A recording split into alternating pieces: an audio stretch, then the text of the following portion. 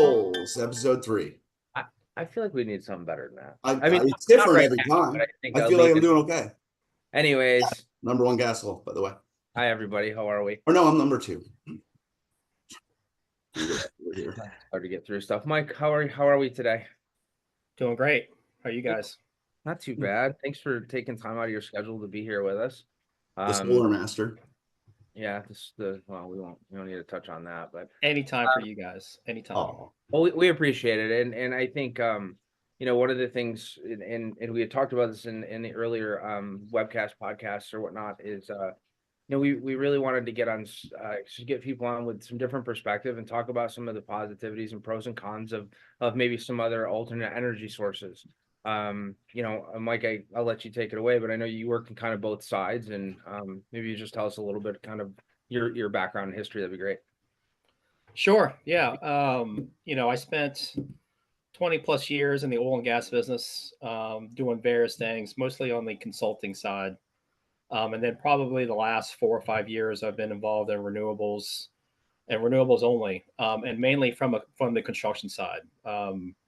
So it's been interesting to see, and understand both sides of that coin.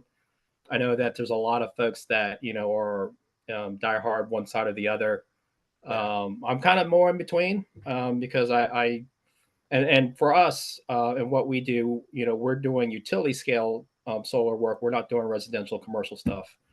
But seeing that difference between the two, I'm not certainly anti oil and gas, and I'm not anti renewables, obviously, because I think as we go on here in the next decade, the answer probably lies in between, right? I think we have to have a little bit of both. I don't know that the answer is in one place or the other. No, I agree with you, and Stu, and you and I have talked about this in the past. Is I think the really the best way to look at the future is to be able to provide as many energy sources as possible, right? And if you can kind of get the best of all the worlds, that is the best for everybody. I mean, we talked about on the last webcast about energy kind of being the catalyst to keeping people alive and heating and all the things that go along with it, and everything we do in life requires energy. So the more that we can get, I think the better off we are. I think one of the challenges, I want to talk to you as far as since you've made that transition over, and I think you said it's been 4 years, 5 years now since you've gone over. Since you made that transition, let's talk about some of the benefits of solar and kind of what you see from your side, and just kind of educate us a little bit on maybe what you've learned in your time since going over to I would say the dark side. Yeah, no, it's interesting you say it that way, because I've heard all the arguments, and I've heard all the pros for everything. Sure. And what I'll say about solar and some of the wind stuff we do and battery storage stuff that we do, obviously I think that there is truth to the whole global warming, climate change, greenhouse gas thing. To what degree that you believe everything that's out there, that's I think for everyone to decide. Some things I'm skeptical on, some things I believe, and so from that aspect, I'll say I think obviously solar, wind, that stuff is very attractive in terms of not affecting different parts of the environment. When you look at if there's obviously there's no explosions with high pressure, like you would with high pressure. Obviously there's some cons there, like if you look at wind power, then everyone's probably seen those videos of some of those turbines catching on fire and falling, some of those catastrophic things. But to me, some of those things, as far as the incidence rate of how much that happens versus how much energy it produces, which really is a similar argument you can use in oil and gas, right? For the amount of explosives that happen versus the amount of energy it produces. It really goes both ways. But like I said, I do believe that at some point you have to figure out a way to figure out energy sources that are a little bit more climate friendly, energy friendly, that are not contributing to greenhouse gases. I have a stupid, maybe crazy comment to that, but it's just something we've talked about over the years many times, is the fact that as a nation, and even as North America and Central America, no, not so much Central America, but North America, we put a lot of focus into all this. And meanwhile, every year there's like 800 new coal plants put up in China, which is absolutely crazy. Yeah. As much can you, can you do enough here when they're not doing anything there? I know that's a broader picture, but it's it's one of those things that comes up a lot. It's a great point because obviously not all countries around the world agree with one direction or the other, right? And then you look at an economy like China's, and kind of how our government and their government Right. mesh or don't mesh, for lack of a better term. But you look at all those coal plants they're building, but they're also putting in a ton of solar too, and they're leading in some renewables categories, whether it's floating solar or some other technologies that they're using that we're not using.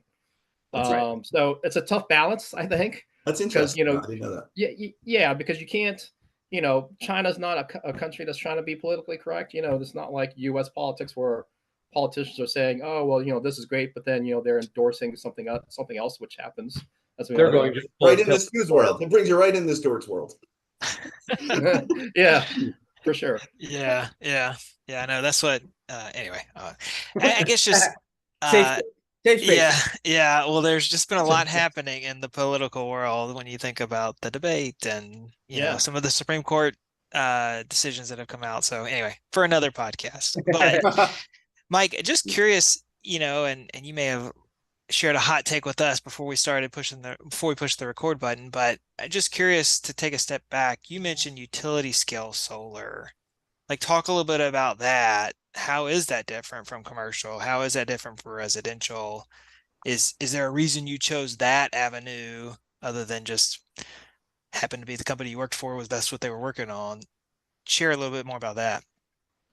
Yeah, good question, and I appreciate you putting it that way and not 100% putting me on the spot. So thank you. Like I would have.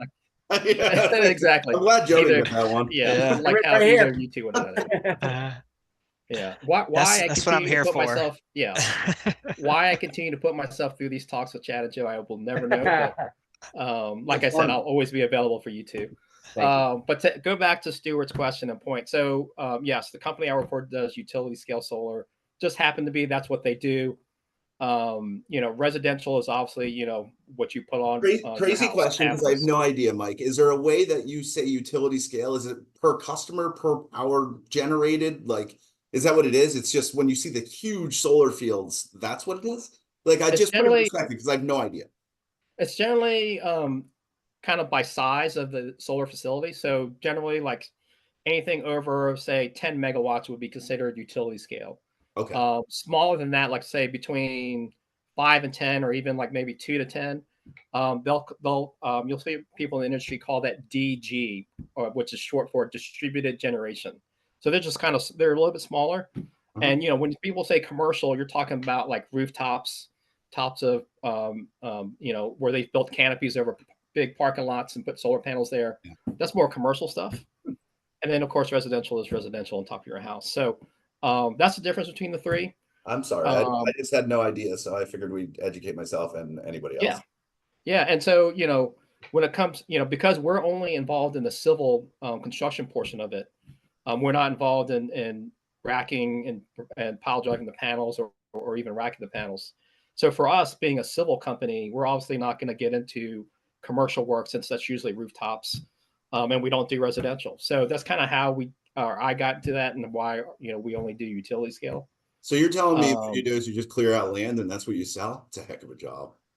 Yeah, but you know what? I'll tell you this: a little history with civil contractors and solar installations when it comes to large scale utility scale. Because this stuff was going gangbusters so fast, it was growing so quickly. Probably in the last, I don't know, you could say 5-7 years. You can go back further than that, but people were so wanting to get these solar installations built that they would go find the cheapest civil contractor they could. And of course, you don't have to drive 5-10 miles before you see somebody with yellow iron doing some kind of construction.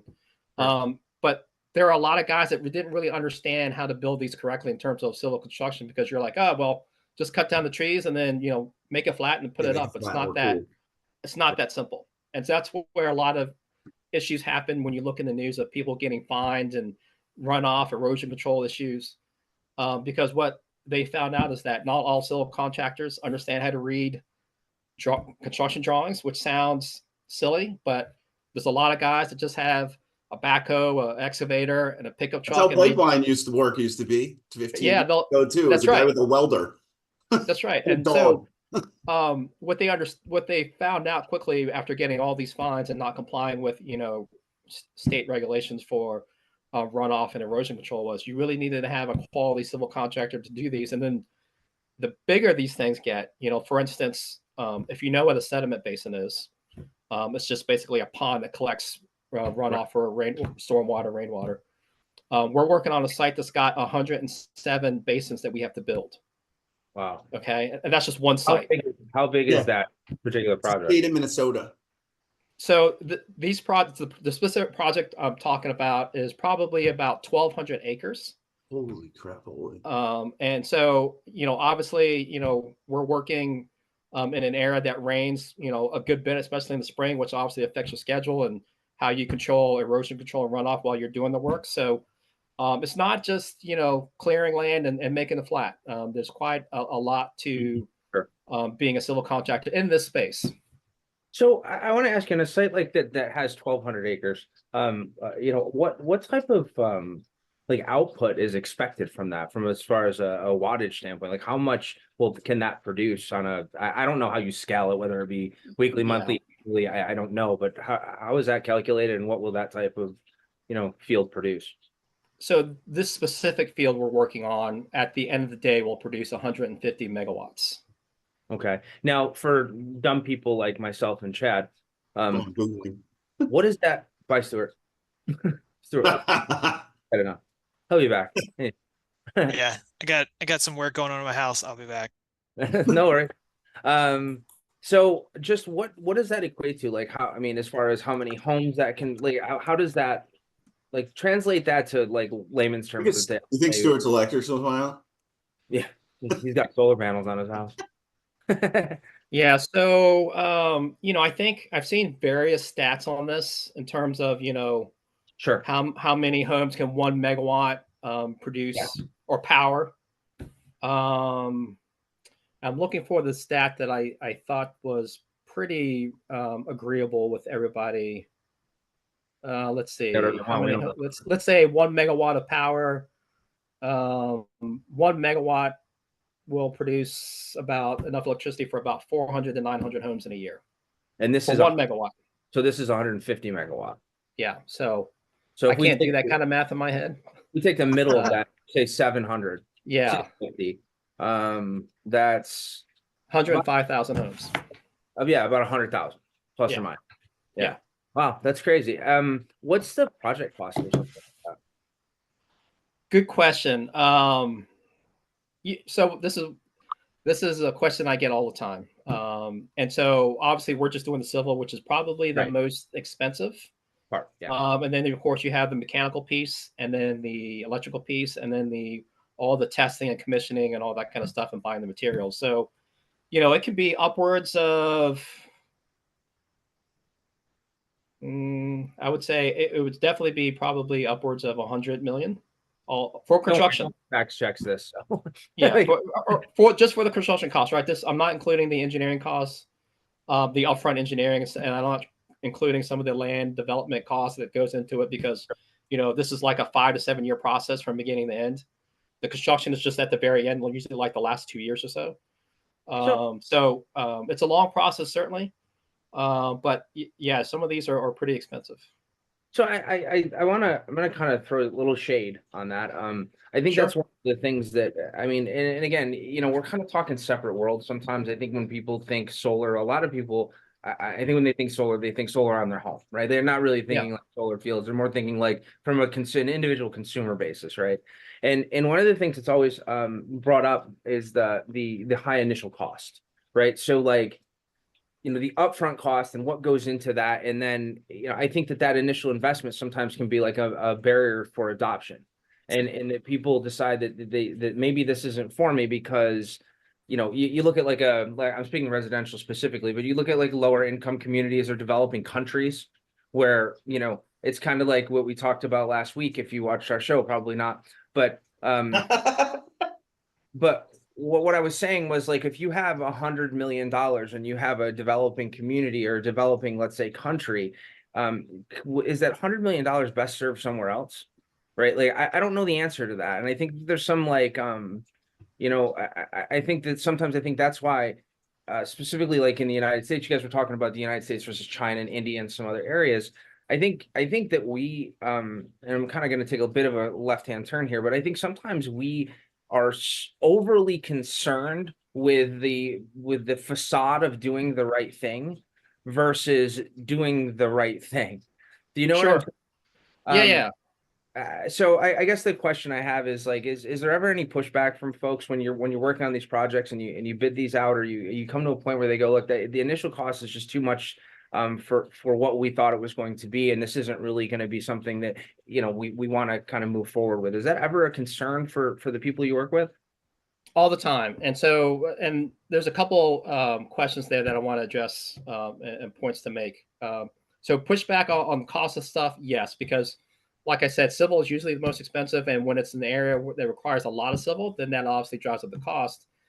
Here's one example. There's a large project we were involved in bidding on. I think it was either in New York or Maine, I forget, but large project. And to do it was going to be in a wetland, which obviously, if you're going to drive large construction equipment through, that's a no-no. Right. So the only way to do that was to put down timber matting to put the equipment over top of it.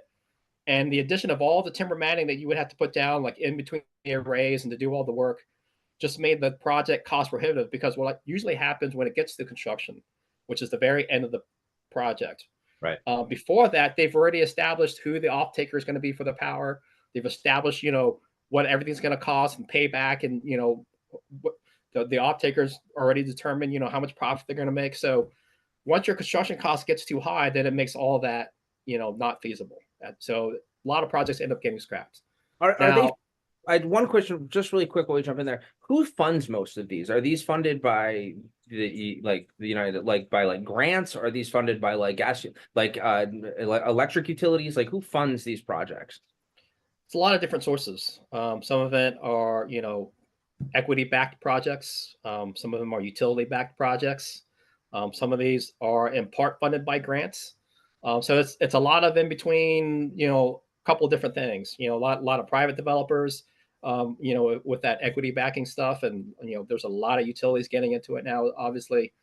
So there's different sources of who's funding these. But to go back to a point that you were making about, is this money well spent when you look at the cost of these and how big these are?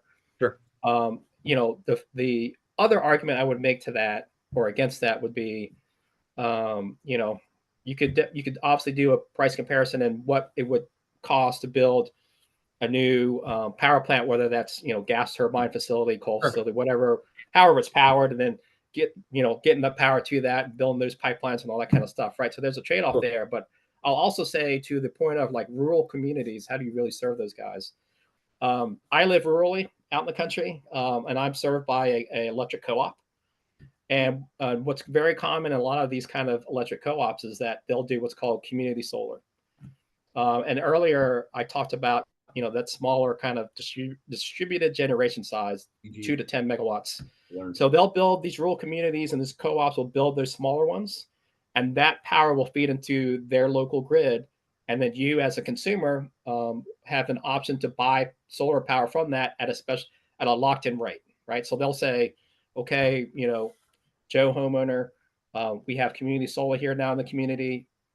You can buy into it. You can buy as many, as much power, as little power as you want. It's going to cost you X amount of dollars. Is it cheaper? Well, I don't know that if it's cheaper. When I bought into it when I bought into it for our community solar here locally, it was about the same. When was that? About 4 to 5 years ago? It was. It was exactly 4. It was because I want to say it was right before COVID or right during COVID, somewhere in there. But the price was very competitive, and so we kind of locked that in. It's cool. Not all our power at that rate. We just locked in a certain amount. Gotcha. That's interesting. So there's different ways that you can kind of provide power to these communities. And obviously there's a lot of creativity out there with trying to make sure people have either that, or they are also doing, especially you see the military doing a lot of this, is creating what's called a microgrid, right? So what that is basically is like they're having their own power grid powered by renewables, whether it's solar or wind or whatever it is, and all of that goes to whatever that facility or community is.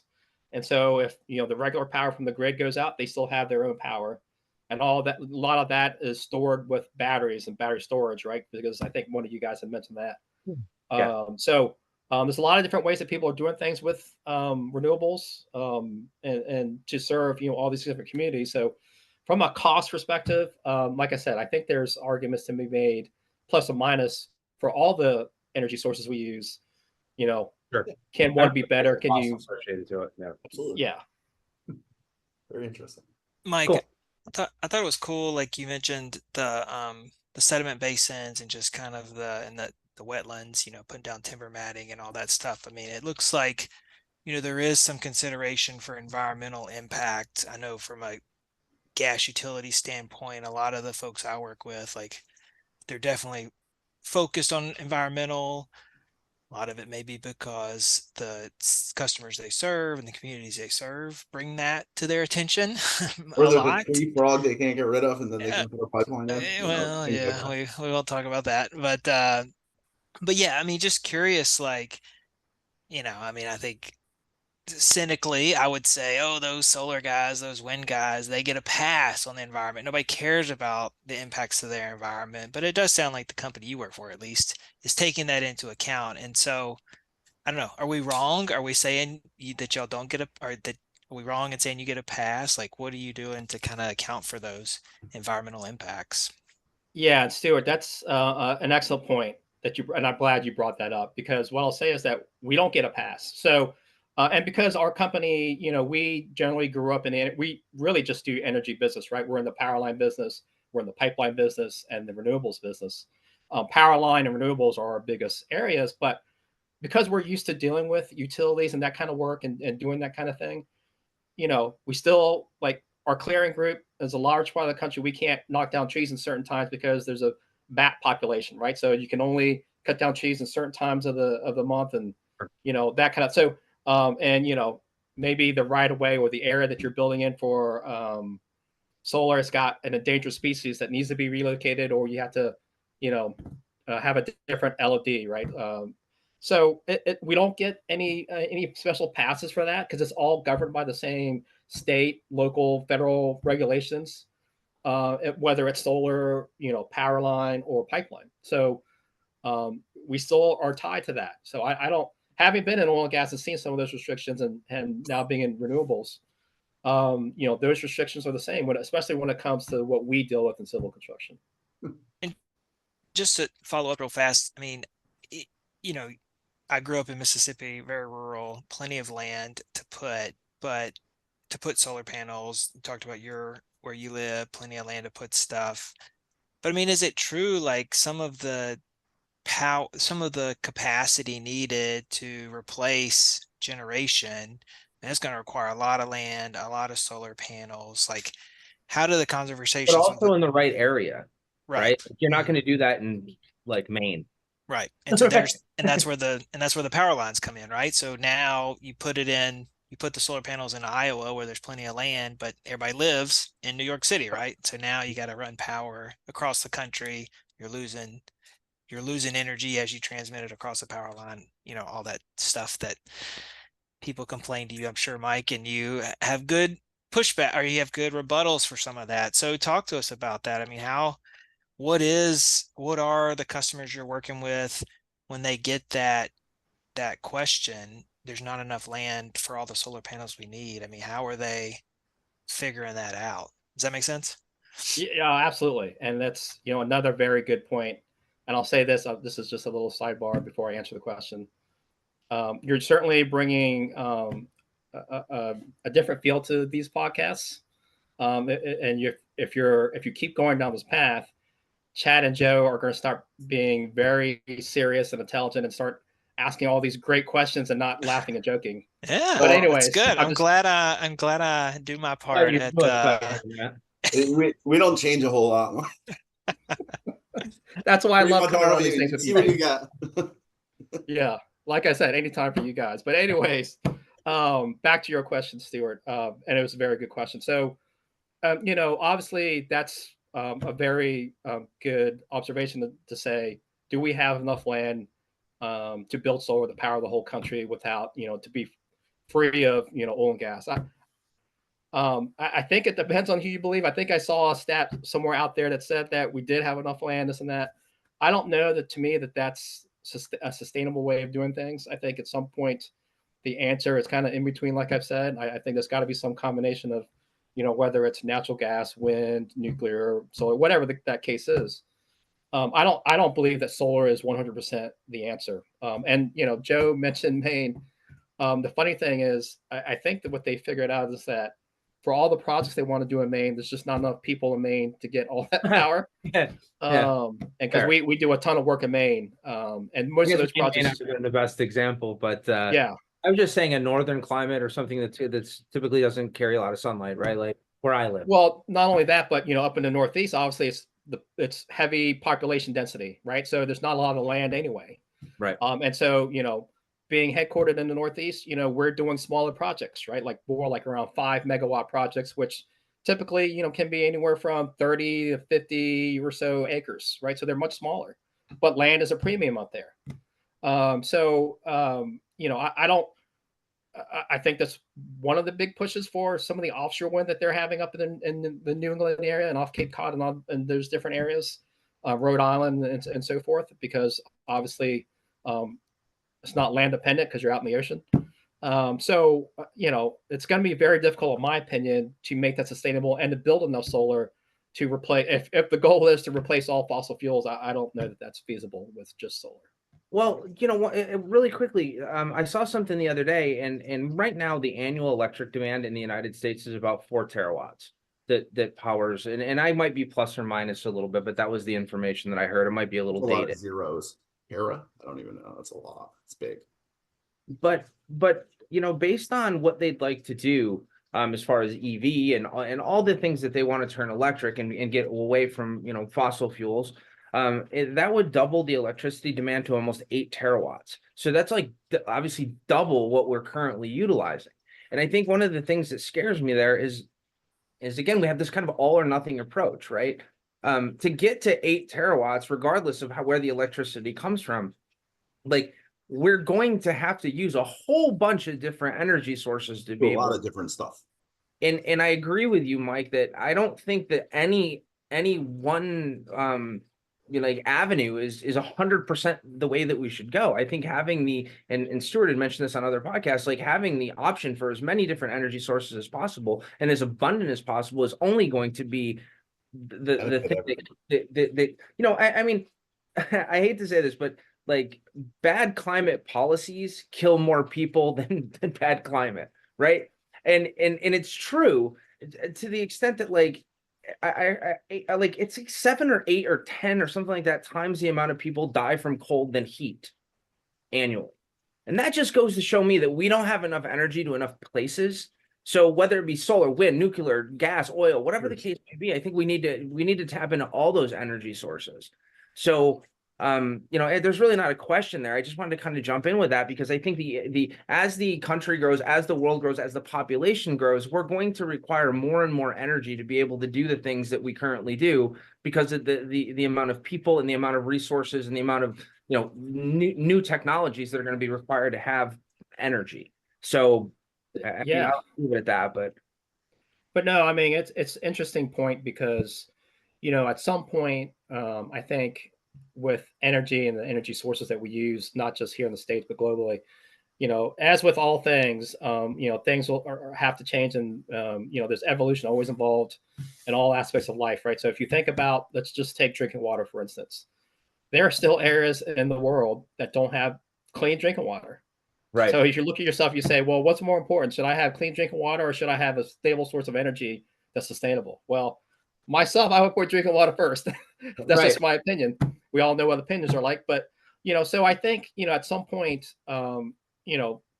we have to kind of try to at least make some kind of evolution and think about how we're doing things. That's why I mentioned the point earlier of I do think that there is some necessary change that needs to happen in terms of, the balance of energy that comes from different energy sources and how we kind of, phase away from that and spend our money. But to your point, everything gets politicized, and Sure. that's what probably makes things much harder than they That's what should I be. was just gonna say. If it just wasn't so politicized and it was let's do what's best for our people, I think we would get a whole different perspective.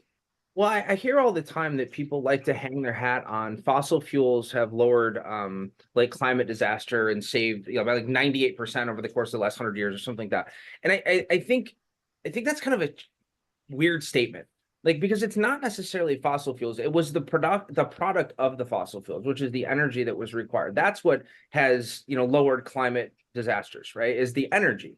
And while we utilize that part of what we had at the time to be able to do that, I think if we're going to continue on that trend, we have to have, again, multiple avenues of energy sources. And as Chad just said, I think we get in this weird situation, and I'm wondering if it's like this all over the world. I don't know, but in America especially, like it's an either or. It's never an and, You right? either hate fossil fuels or you don't.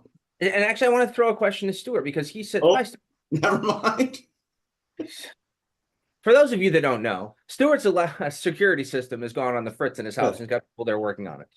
That's what we'll come back to Stuart. Chad, I know that you had mentioned earlier the question on. I wanted to talk. I just wanted to talk about batteries a little bit and the efficiencies, and maybe I have no perspective on how big a battery has to be to like power something of, to retain that power and retain efficiency and then put it back out. I've literally no idea. All I can think about is like my little battery pack charger I plug my phone into, like, or my car battery. That's about, you know what I mean? Yeah, that's all I can really put in perspective. Yeah, no, that's a good point and question, because a lot of people don't understand what it means when people say battery storage. Like, what are we talking about here? Like a whole crap ton of Duracells, or what are we talking about, right? Tagged together. Yeah. So, and I'll say this, I'll preface my answer with this. I'm not a battery expert by any means, but what I'll tell you is, having done some of these battery storage projects, some of these, with the larger ones that we've worked on, these battery systems or banks, or for lack of a better term, some of these are the size of large Connex boxes, or what you would see on the back of a tractor trailer. And they're, some of them are set on these piles. They have a nice stable base, and you'll see, like, I don't know, 50 or 60 of them all stacked up in this one facility for battery storage to store some of this power. Some of them are some of these installations are relatively small, right? Some of them are only about an acre for the whole footprint, right, and are storing, a little bit less power. So, and so, like I'll tell you, there have been some battery storage projects that are very, very large in size. So they run the gamut, but they're not, what you would think. Well, when, some people have like batteries for their house, like if they have solar on their rooftop, some of them have battery systems that are made by Tesla or other manufacturers, and they basically look like this giant panel, right? They may be a couple inches thick and maybe 3 feet by 4 feet tall, whatever the dimensions is. So it just depends on how much energy you need to store, and obviously right now, I think technology needs to catch up to batteries in the sense that they need to be able to hold a lot of storage and have a small footprint. Do you lose efficiency, like from when it's generated? I mean, I know all through the process you lose efficiency, but when you go from like direct use from like something that's wired to a solar panel that's operating right off of direct use, do you lose? I assume you do lose efficiencies when you go to a battery, and do you have any idea how much that is, or the percentage of loss? Great question. I do not know. Okay. That's not an area of my expertise. We'll have to get somebody on that knows what they're talking about. We'll have to get somebody that's you'll have to get somebody way smarter than me. How long do they usually last? How long are they good for? Do you have any idea on that? Well, that's a great question. I don't know about that. I know that generally, like these large scale utility scale solar developments are usually built for a 30-year life. Okay. So whether or not that battery storage system that's attached to that, is also rated for 30 years, I'm not sure. I couldn't tell you. You brought up a good thing there, the life cycle. So you got a 30-year life cycles, let's say on a solar farm. And I hear a lot, and at least from this side of the fence, we hear a lot of what happens when it's no good anymore? How do you recycle it? And I've heard in the ocean, middle of the ocean. They just put them out there. Well, I've just heard a couple of things that like, there's really no good way to recycle solar panels, and it costs like 20 to 30 bucks to actually do it the right way, to dismantle it and take the minerals and the silver and the things out of it to be able to separate and recycle it. And it only costs like $1 to incinerate it. So I guess my question is, and maybe you haven't been there long enough because it's only been a handful of years, but do you ever get in those conversations with maybe some projects that need to be redone that have been around a while, and what are they doing with the leftover panels, and what's the approach to recycling those and doing something a little bit more environmentally conscious? Yeah, another good question. And so what I'll tell you nowadays is that there are companies out there that their sole function is to recycle solar panels. So they either take them, refurbish them, and so they can be used again, or they recycle material so you can build new panels. So it's not quite how it used to be, probably, however many years ago that was, 10, 20 years ago, however many it was. Sure. So there's a lot of technology out there nowadays to make it cost effective to recycle these panels. And I think a lot of these projects are just getting that are reaching the end of their life cycle, which is not many. Sure. Are just being reconditioned and repurposed so where they can put out the new panels with either modified racking or modified, power systems, whatever the case may be. I So I think that's where most people are looking at. I have one question. Sorry, Joe, has the technology of the actual solar panel changed much in the last 10 to 15 years? Like, I have no idea, but you I think say it changes like every 15 minutes, isn't it?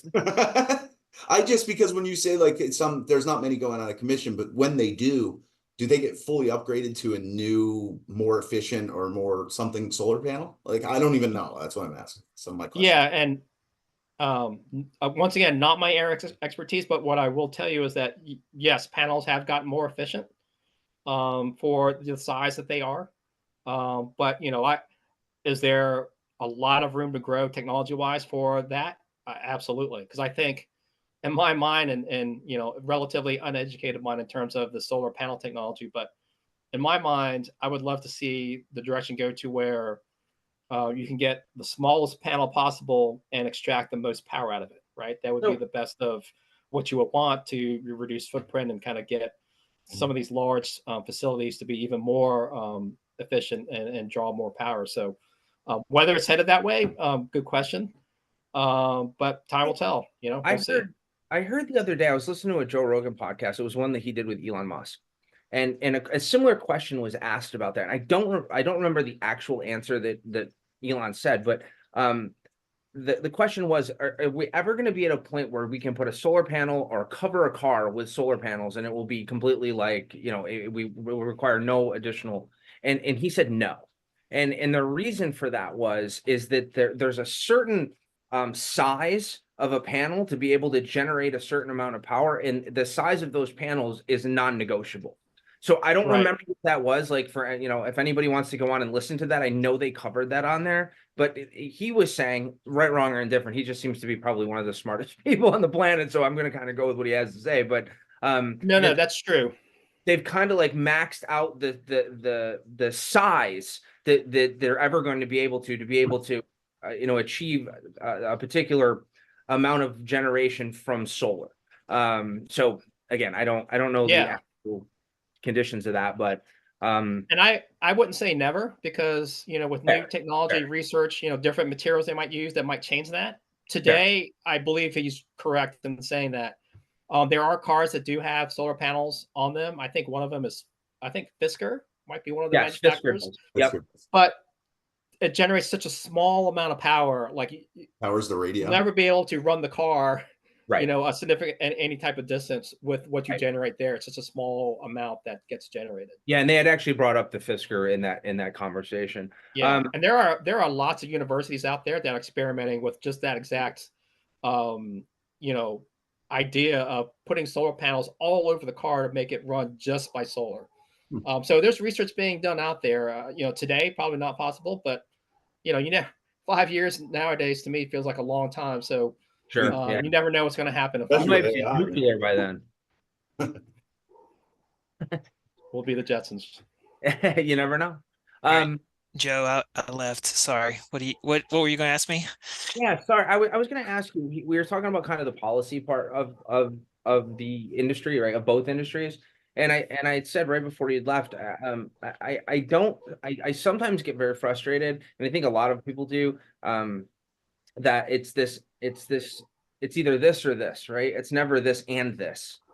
And from a political side, like Stuart, I don't know if you can kind of maybe give us a little bit of kind of perspective, but you know, uh, is there any conversation in DC? Is there anybody that's a congressman or a lobbyist or anybody like that that's sitting on that and side and not this really staunch one way or the other kind of situation? There's not a lot. I'll say that, and I think you guys were talking about it earlier, just with the issue being so politicized. One group has latched on to fossil fuels, and then one group has latched on to wind and solar, Can we and just there's latch on the energy? That'd be cool. I mean, that would be my preference. There is a group that I know of and I've worked with. It's called Natural Allies for a Clean Energy Future. And so they're led by, I guess their leadership team is left of center policymakers. And so they recognize that natural gas does have a role in the energy future. The allies part is natural gas with renewables, partnering them together.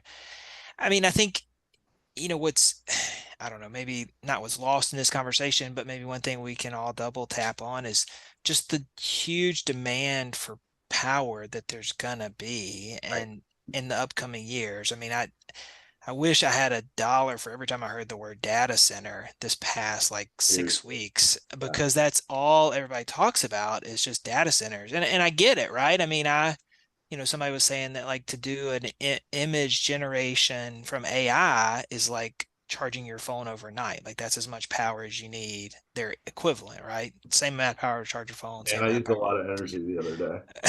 power. A whole lot. So anybody using AI, this is what's happening. And so yeah, so I mean it's like everybody's talking about the need for energy, and then you just had Venture Global, an LNG export facility permitted. They got their permit from FERC. I mean, that's one step in a long process, but there's another kind of avenue for natural gas to go. And so yeah, I mean, it's just silly for us all to kind of latch on to one or the other and not recognize that all has a role to play. I mean, I don't know, I'll be the test case, right? I got solar panels on my house. I got natural gas. Um, you know, Bike. I got a bike that I use, and a car. And so it's kind of like, why can we not just have all of them? I mean, for me, like in the Best of all wintertime, worlds. say what? The best of all worlds, essentially. Yeah. Yeah. I mean, for me in the wintertime, like during the day, I can use my heat pump to warm my house, but it gets dark at 5 o'clock in the winter in DC. So I kick on my, fireplace in the TV room where we're watching TV because I can get local heat where I want it. Right. And so it's just seems like a silly for us not to It's think like about all everything of it. else on Capitol Hill. It really is. It's one way or the other way. There's never any the common sense party that I want to Well, create. I think one of the things that I saw the other day that made me kind of like perk up is I saw this statistic. It was on autobodynews.com, and I was reading this article about electric vehicles. And one of the things that they said was 96% of by Stuart, again, every time I talk, he leaves. 96% of EV owners also own a combustion engine vehicle as well. And I thought to myself, well, again, that they have the opportunity to live in a country where you have the choice to be able to suit to buy the products and use the energy sources that you deem most best for yourself. And I think that's the thing that we lose sight of from a political standpoint. I said to Chad the other day, people have gotten away from voting for what's best for them and voting for what they're against or what they're, who they like or what they don't like. And I think that Yeah. you kind of got to look at things and go, I mean, I think there's no surprise. I sit more on the conservative side of the fence when it comes to politics, but I certainly don't like agree with everything. right? I think that there's room for both, and in today's world, it just doesn't seem that from a political standpoint down in DC, there is room for both, and that gets a little frustrating. Well, I'll say this is something that Stewart said that, um, you know, regardless of whether you think, renewable energy or oil and gas is better than the other, and how that's politicized, every state in the country is Use it. installing some kind of renewable energy. So Yep. whether you want to take credit for it or not take credit for it because of your political affiliations, Sure. it's still happening, right? And so today, like, Joe, you brought up the EV point. I I think it's great that things are getting pushed out that way. I think that it's not to the point to where it needs to be because obviously we don't have enough infrastructure for charging Right. stations. I think the cost is way too high. You can't, if you can't get an EV for the cost of what you would buy like a small like Toyota Corolla or something for, Yeah, you're that never gonna. it's not accessible I just to found out, most Mike, of. I just found out anything from China coming in electrical vehicle wise, the tariff is going to the 100% where it was 30. Now it's going to be 100% on electric vehicles coming from China. Yeah, so if you cannot make it affordable for most of the population, then it's not going to get adopted anytime soon. So I think there's still a little ways to go with that, obviously. Yeah. And because of that, the people that are on one side of, oh, it's got to be all renewable energy as soon as possible, well, you just can't turn off that faucet, right? I mean, because there's still people dependent on oil and gas. Look at all the things that are manufactured with some type of oil and gas product, whether that's used for power or however it's used. And everything that we have has some hand The in whole oil. entire solar panel is made from some like parts of it are made from oil or gas. Everything. Yeah, and so Everything. it's tough to just kind of do that, and that's why I don't tend to lean one way or the other in terms of the extremes. But it's to the point of would we get further faster if we politicize it less? Yes, I think we all agree on that, right? Just do what's, like Chad said, just do what's best for us. That would be great, but we don't live in that world. I think one of the things that bugs me is that we turn this into a climate change thing, and it should be just an energy thing, right? Like I don't really think we have to talk about the climate and changing and saving the earth. Like I mean, I think all those are good byproducts of potential renewable energy sources, but at the same time, there's a lot of, like I said last week, there's a lot of people that are alive on this planet now that need energy to survive, and they're dying in hordes because they don't have it. So it's like, why wouldn't we invest all that money into producing as much energy as we possibly can? And if the byproduct of that is lowering emissions, which it clearly is through renewable sources, then what's wrong with that? Right? Like I think that's the stance I take on it. So Well, yeah, I mean that's obviously that's the biggest thing you can point to with is climate change. You talk about energy, dependence and that kind of thing. And I'll say this, being on the wrong side of 50 now, I definitely want to leave, look great. this place better. I definitely want to leave this place better for my children, and look at myself and say, hey, look, I think I did as much as I could here, try to Sure. get us to a good place, and hopefully they'll carry that on. But I think at some point, you look at the world and you say, gosh, this is a crazy place. Why would anybody want to have children? Blah, blah, blah. But at the end of the day, I think that, regardless of what you believe, climate change, good, bad, whatever that case is, like I said, consistently here, at some point here, we all have to realize that evolution is going to happen, and we have to kind of at least agree on the fact that a change is needed in one shape or another. Yeah, agreed. Well, if Stuart ever came back, we could say goodbye to you, but apparently he's locked down. And I'll just sit here silent until he gets back. His solar panel probably went off. He probably the sun went in. He's getting calls from all the oil and gas lobbyists going, get that guy off your podcast. Yeah, right. Honestly, Mike, whether Stuart comes back or not, thanks for taking the time. It's been honestly very educational, and that's the whole goal of this. Is we just want to be able to provide. We all three of us sit very heavily on obviously the natural gas side of the fence, and we're really good.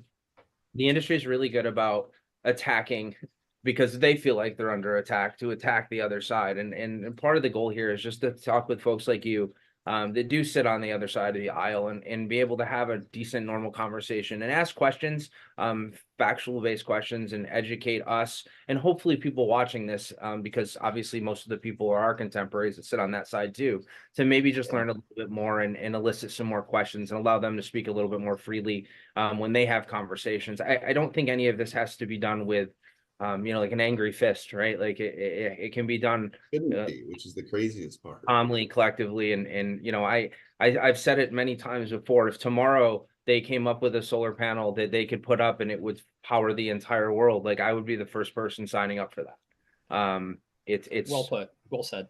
It's I don't really care where it comes from. You'd mentioned a better future and path forward for your children. I think anybody that has children feels that way, right? Or at least they should. And if that method of energy, source is the one that makes a better future for the next generation, I'm all for it. So, anyways, I guess we can let you go. We kind of ran on a little bit long here, but as I heard from Joe Rogan the other day, he started his podcast and he said, I tried to keep it under time constraints and things like that. And I'm going to say the same thing he did. If anybody's still watching, it was because they're interested in watching. And if they tuned out long before it, that's okay too. Stuart did.